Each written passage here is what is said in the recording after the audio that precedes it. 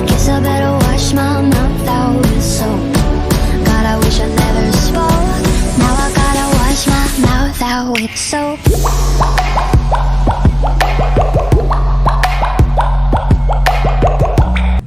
Assalamualaikum warahmatullahi wabarakatuh. Perkenalkan, nama saya Arif Rahman Gali, NIT 20293387, jurusan D4 Pertanahan STPN Yogyakarta. Di sini saya akan membahas tentang satu buku yang berjudul Transmisi Nilai-Nilai Pertanahan di Kabupaten Magetan.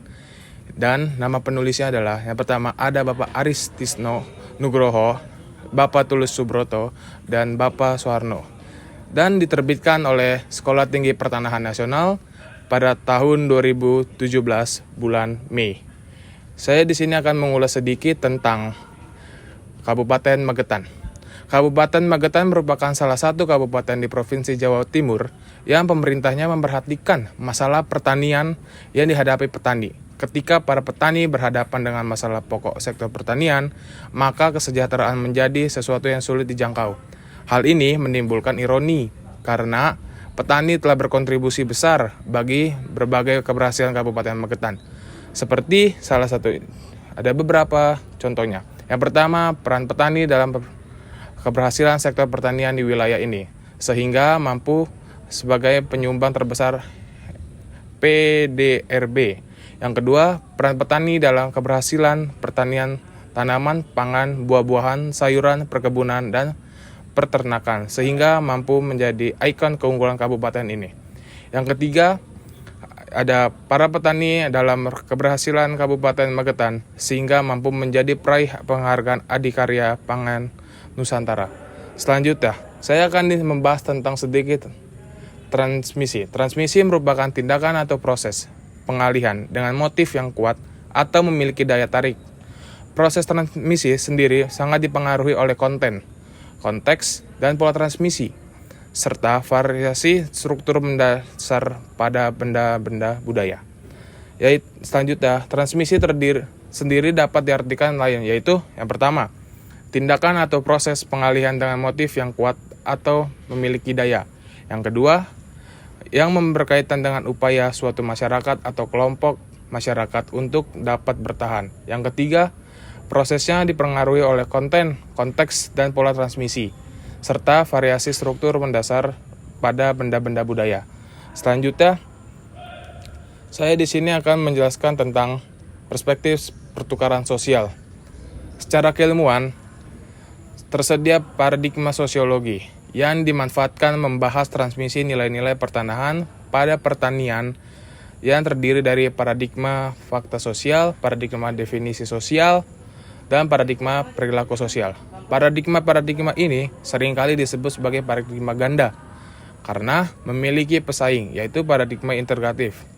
Telah menjadi pengetahuan umum bahwa paradigma integratif menyatukan atau mengintegrasikan paradigma fakta sosial, paradigma definisi sosial, dan paradigma perilaku sosial.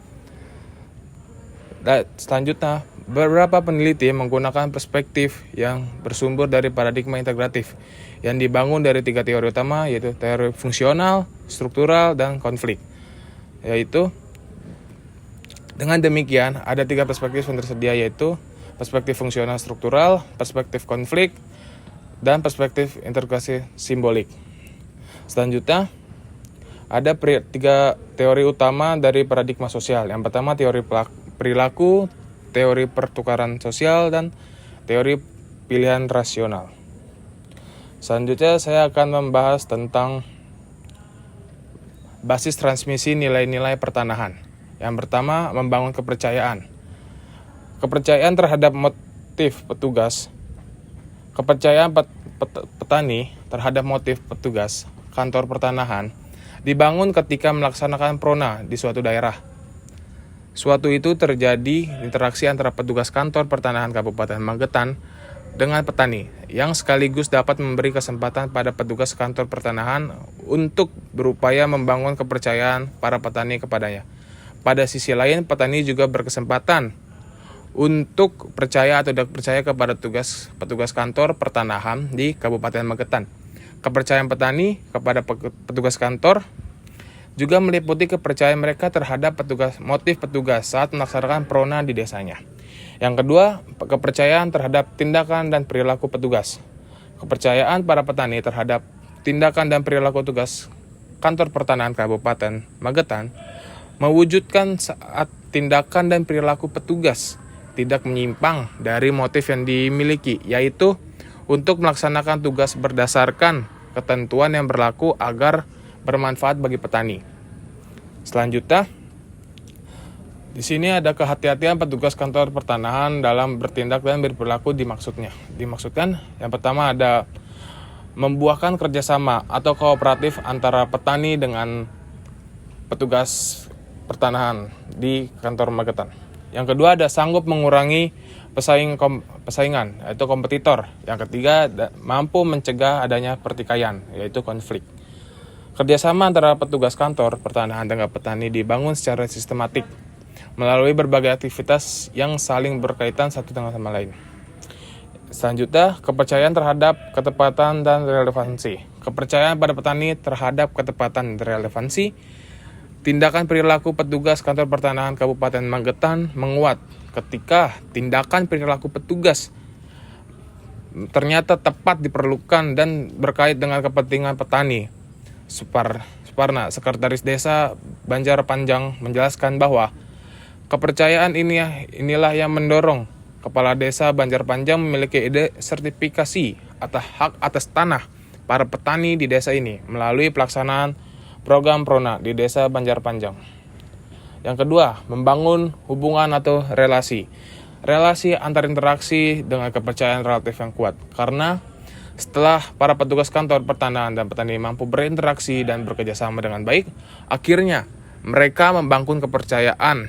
Ketika interaksi dan kepercayaan telah terbangun, dan relasi yang cukup baik, maka kondisi ini dikuatkan dalam bentuk hubungan antara petugas kantor pertanahan dengan petani yang bentuknya sebagai berikut. Yang pertama, hubungan formal terkait petugas. Yang kedua, hubungan semi formal terkait petugas. Yang ketiga, hubungan personal terkait pelaksanaan tugas. Dan keempat, hubungan personal tidak terkait pelaksanaan tugas.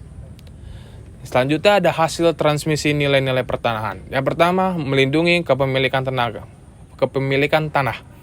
Setelah membahas upaya menghentikan transmisi nilai-nilai pertanahan masa lalu dan membahas kesempatan yang dimiliki oleh petugas kantor pertanahan Kabupaten Magetan untuk melakukan transmisi nilai-nilai pertanahan masa kini, maka perlu juga dibahas hasil transmisi nilai-nilai pertanahan yang dilakukan oleh petugas kantor pertanahan Kabupaten Magetan pada para petani dan yang rinciannya sebagai berikut. Yang pertama ada urgensi kepemilikan tanah, yang kedua ada prasyarat perlindungan kepemilikan tanah, yang ketiga ada prospek perlindungan kepemilikan tanah, dan keempat ada sertifikat hak atas tanah. Yang kedua ada bermanfaat bagi orang lain. Selain kemampuan para petani melindungi kepemilikan tanahnya, transmisi nilai-nilai pertanahan dari petugas kantor pertanahan Kabupaten Magetan ini ke petani juga berhasil membentuk tindakan dan perilaku para petani yang bermanfaat bagi orang lain yang rincinya sebagai berikut. Yang pertama, bermanfaat bagi tetangga batas. Yang kedua, bermanfaat bagi sesama petani. Yang ketiga, bermanfaat bagi masyarakat desa. Dan yang keempat, bermanfaat bagi pemerintah desa. Selanjutnya, saya akan membahas tentang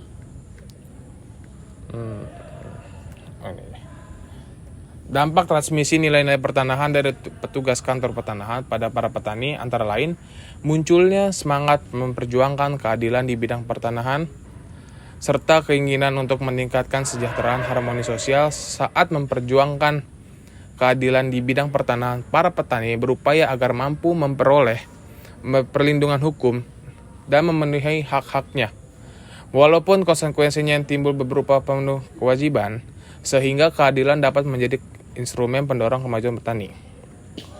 Selain keadilan, transmisi nilai petani juga mendorong semangat para petani dalam meningkatkan kesejahteraan petani, mengerti makna kesejahteraan dan urgensinya, serta keterkaitan dengan penghasil atau pendapat petani.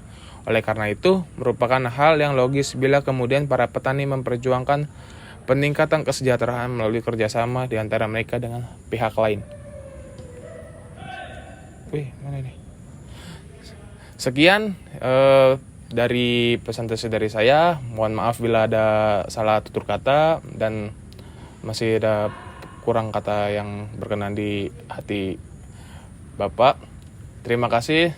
Assalamualaikum warahmatullahi wabarakatuh.